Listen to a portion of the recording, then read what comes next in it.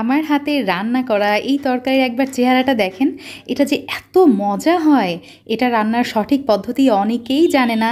এই জন্য অনেকেই হয়তো এই তরকারির স্বাদ এখনও গ্রহণ করেনি। আমি এটা শিখেছি আমার শাশুড়ি মার কাছ থেকে। আলহামদুলিল্লাহ, এই তরকারি আমার বাসায় রান্না হলে আর অন্য কোনো তরকারি লাগে না। এটা দিয়ে আমি যদি সকালে রান্না করি, রুটি পরোটা দিয়েও খাওয়া যায়, দুপুরে ভাতের সাথেও যায়, আবার রাতের কিন্তু সাইড ডিশেও হিসাবে চলে যায়। এই তরকারির গ্রেভি, লুকস অ্যান্ড টেস্ট সব কিছুই up to the mark. So let's go with my kitchen. চলুন আমি ঝটপট আপনাদের সঙ্গে শেয়ার করছি আমি এই তরকারি কিভাবে রান্না করি।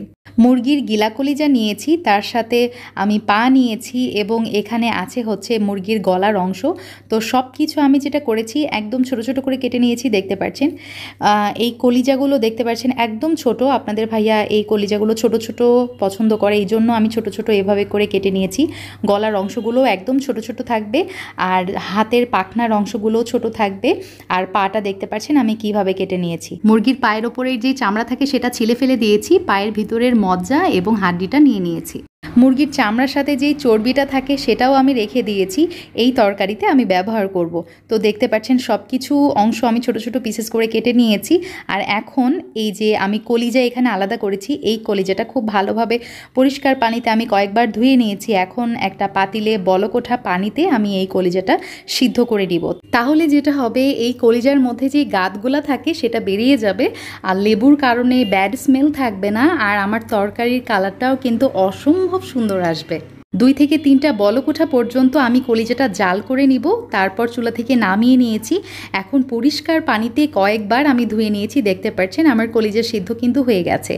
এখন একটা পাতিলে যে ওই মুরগির বাদবাকি অংশগুলো ধুয়ে রেখেছিলাম তার মধ্যে দিয়ে দিলাম কলিজা যেটা সিদ্ধ করে নিয়েছি, পেঁয়াজ কুচি দিয়ে দিলাম 1 কাপ, কিছু গরম মশলা দিয়ে দিচ্ছি, দেখতে পাচ্ছেন। দিয়ে দিচ্ছি দারচিনি, কতগুলো এলাচ, তারপরে দিয়ে দিলাম একটা কালো ফল, তার সাথে লং দিয়ে দিলাম 4টা, তেজপাতা দিয়ে দিলাম 2টা, এবং মরিচের গুঁড়া আমি এখানে ব্যবহার করেছি 2 চা চামচ, তার সাথে দিয়ে দিলাম হলুদের গুঁড়া 1 চা চামচ, জিরা গুঁড়া দিয়ে দিয়েছি 1 চা চামচ, এবং ধনিয়ার গুঁড়া আমি এখানে ব্যবহার করেছি 1.5 চা চামচ, তার মানে 1 চামচ প্লাস হাফ চামচ। আর লবণ আমি দিয়েছি আমার স্বাদ মতো, 1 চা চামচ ফার্স্টে দিয়ে দিলাম। আর আদা এবং রসুন বাটা মিলিয়ে 2 চা চামচ, 1 চামচ আদা বাটা, 1 চামচ রসুন বাটা, আর সয়াবিন তেল আমি এখানে ব্যবহার করেছি 2 টেবিল চামচ।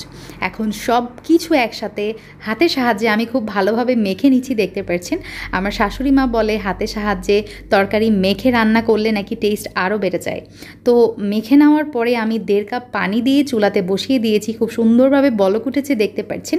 এখন আমি যেটা করব, এই তরকারি খুব স্পেশাল একটা ইনগ্রিডিয়েন্টস, সেটা হচ্ছে এই যে রসুন, আস্ত রসুন, দেখতে পাচ্ছেন আমি খোসা সহই দিয়ে দিচ্ছি। এখানে একটা মিডিয়াম সাইজের রসুন আমি পুরাটাই দিয়ে দিলাম। তো দিয়ে এখন নাড়াচাড়া করে ঢাকনা দিয়ে আমি জাল করব 15 মিনিটের মতো। আর এই পর্যায়ে চুলার জালটা কিন্তু আমার মিডিয়াম হিটে থাকবে।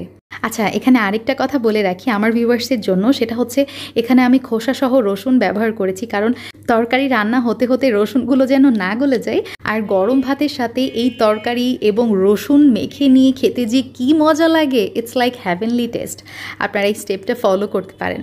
20 মিনিটের মতো আমি তরকারিটা জাল করে নিয়েছি। গলা, কলিজা, পা, তারপরে পাখনা সব কিছু কিন্তু খুব সুন্দরভাবে সিদ্ধ হয়ে গেছে। এখন আরেকটা চুলাতে একটা কড়াইয়ের মধ্যে প্রথমে তেল নিয়ে নিলাম 2 টেবিল চামচ, তাতে দিয়ে দিলাম পেঁয়াজ কুচি হাফ কাপ পরিমাণ। তো এখন নাড়াচাড়া করে বেরেস্তা কালার করে নিব। তার আগে আমি অ্যাড করে দিচ্ছি, এখানে আছে জিরা, হাফ চা চামচের মতো জিরা অ্যাড করেছি। এটা ফোড়নে কিন্তু খুবই নাইস একটা স্মেল অ্যাড করে।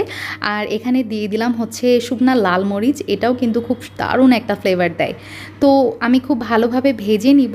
আমার পেঁয়াজটা কিন্তু বেরেস্তা হয়ে গেছে। এখন ওই যে আমি পাতিলে কলিজা সব সিদ্ধ করে রেখেছিলাম সব কিছু কড়াইয়ের মধ্যে ঢেলে দিলাম, আর কিছু সময় ভেজে নিব এই পেঁয়াজ বেরেস্তার সাথে 2 থেকে 3 মিনিটের মতো। এই সময় চুলার জাল লোতে থাকবে। যখন দেখতে পারবেন সাইড দিয়ে এরকম তেল বেরিয়ে গেছে, তখন কিন্তু আমি এখানে পাতিল ধোয়া পানি অ্যাড করে দিলাম 1 কাপ পরিমাণ।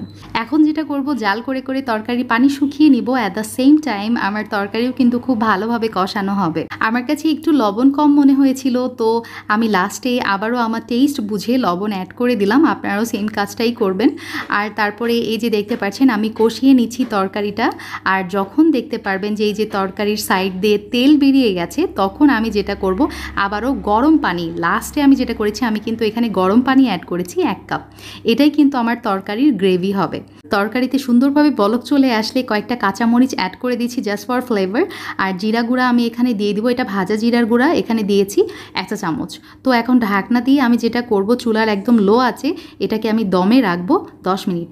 আলহামদুলিল্লাহ, after 10 minutes you can see the result. এটা যে কী পরিমাণ মানে ইয়ামি লুকস আসছে, এই যে দেখতে পাচ্ছেন রসুনগুলো কিন্তু আমার আস্তই আছে।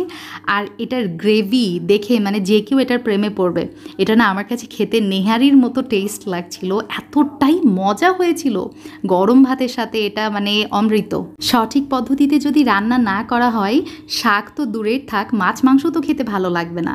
So what you think about my today's recipe, you can comment me below. ইনশাল্লাহ আবার দেখা হবে, সেই পর্যন্ত আল্লাহ হাফিজ, আসসালামু আলাইকুম।